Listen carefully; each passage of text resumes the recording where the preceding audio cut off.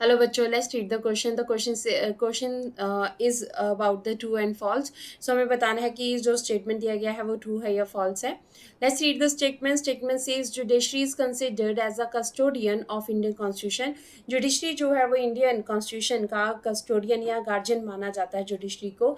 तो इसके बारे में बताना है ये ट्रू है या फॉल्स है। So let's read about the answer. देखिए, जुडिशरी जो है protects the fundamental rights of the citizens as it is having the power to interpret the constitution. देखिए, जुडिशरी जो है इंपॉर्टेंट रोल प्ले करती है। ये क्या करती है?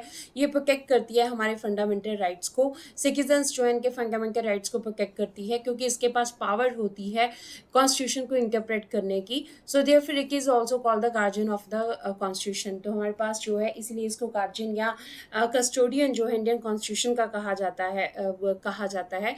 The supreme court is the apex court of Indian judiciary. देखिए, जो सबसे टॉप के ऊपर हमारे पास जुडिशरी में कोर्ट आती है वो सुप्रीम कोर्ट है।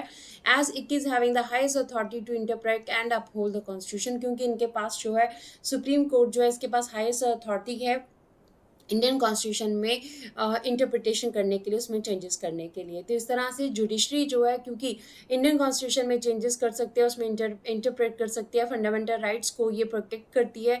इस वजह से इसे हम कस्टोडियन ऑफ इंडियन कॉन्स्टिट्यूशन कह सकते हैं।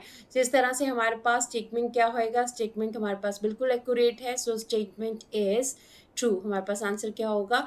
आंसर है कि स्टेटमेंट ट्रू है। So hope so you understood the question as well as the answer.